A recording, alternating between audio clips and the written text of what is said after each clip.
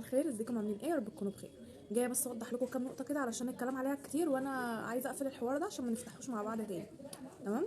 انا من شهر او من شهر ونص كنت قايله ان انا هقفل القناه، لان انا نفسيتي ما كانتش احسن حاجه، لان انا اتظلمت والحوارات الكتير دي ما علينا، يعني مش موضوعنا دلوقتي.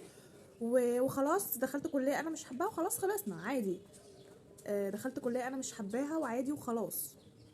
فانا كنت هوقف. فكتير منكم رجع قال لي ياسمين ما توقفيش، احنا بنحبك وبنحب فيديوهاتك وكده. فرجعت تاني بعد ما عملت موف اون ويعني خلاص انا تمام. رجعت تاني ان انا انزل فيديوهات تحفيزيه مش اكتر. فيديوهات بقول لكم فيها بديكوا بوزيتيف انرجي.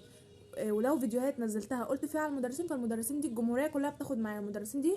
فالجمهوريه كلها بتاخد معاها، مش ياسمين بس اللي بتاخد معاها او ياسمين بس اللي كانت بتسمع لها. تمام. فلما انزل لكم حاجه زي كده والاقي وسط مثلا 20 كومنت واحد، انت ازاي تدي نصايح وتقولي مدرسين وانت اصلا ما دخلتيش الكليه اللي انت عايزاها؟ انت بتعايريني بايه؟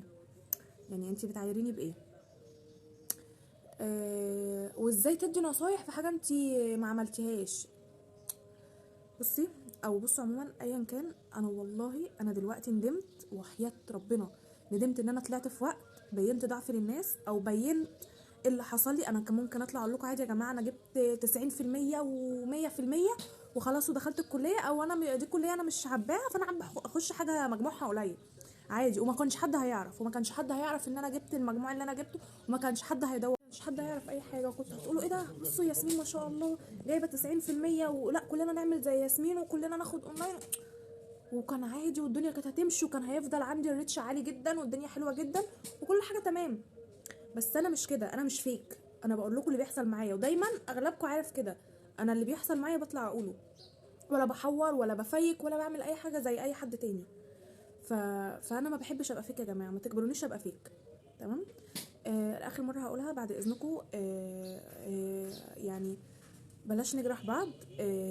مش شرط انا ما دخلتش كليه انا عايزاها يبقى انا فاشله زي ما الكومنت اتقال لي. لا، انا ممكن ابقى ناجحه في حاجه تانية انت مش ناجحه فيها، او انت ناجحه في حاجه انا مش ناجحه فيها، فخلاص عادي، كل واحد ربنا مديله ال 24 قراب بتاعه كاملين. تمام. وانا لما بنزل فيديو بنصح فيه حد او بنزل فيه نصايح او بقول فيه على مدرسين، انا ما بضرش حد. ما بقولش لحد خد اونلاين، ما بقولش لحد اقعد من الدروس، ما بقولش لحد اعمل حاجه، بالعكس. انا اغلب فيديوهاتي ببقى منزله لكم فيها نصايح، ببقى بوصل لكم حاجه، بفوق اللي مش فايق. وانا مش هتكلم عن الطلبه اللي ما شاء الله اللهم بارك السنه اللي فاتت كانوا جايبين مجاميع بفضل مذاكرتي لما كنت بنزل فيديوهات مذاكره وكانوا بيشغلوها ويذاكروا معايا. تمام. واحده تنزل تيجي تكتب لي كومنت انت بتنزلي فيديو نصايح عشان تاخدي فلوس. انا لو عايزه اخد فلوس ماشي، انا مش هنكر ان انا باخد فلوس من القناه، ماشي، بس ده شغلي. تمام. وانا مش هدف، مش هقعد انزل فيديوهات عشان اخد فلوس. انا لو عايزه اخد فلوس في مليون حاجه اعملها هتخلي الريتش عندي يعلى، بس انا ما بعملهاش، وانتوا عارفين كويس، وانتوا عارفين ان الريتش بيعلى لا عادي تتشهري، بس انا مش كده، وانا ماشيه واحده واحده ومش عايزه كده. لو سمحتوا يعني ما تجبروش الواحد انه يطلع اسوأ ما عنده. الواحد والله بيبقى طالع بيراعي ربنا، ويعني بيبقى طالع مبسوط ان هو بيفيد حد، بيعمل حاجه كويسه لحد، يلاقي بقى كومنتات يعني ما اعرفش، ده بقى بيبقى غل، بيبقى حقد، بيبقى ان انت لا انت ازاي تبقي فيكي كده والناس بتحبك، ازاي تبقي في عندك مشكله والمشكله دي الناس متخطياها وعادي. لا، انت مشكله، احنا لازم نكرهك في عيشتك. فبعد اذنكم يا ريت نتخطى الموضوع ده. اي فيديو انا بنزله حتى لو نصايح، انا ببقى قايله النصايح عن اي حد بيعملها، مش ياسمين بس اللي بتعملها. تمام. فده بس اللي انا كنت عايزه اوصله لكم وبس يعني. وانا راجعه وهنزل فيديوهات تاني وهنزل فيديوهات مذاكره تاني وبس. فما تزعلوش مني لو انا اتعصبت شويه، بس انا فعلا كنت متضايقه.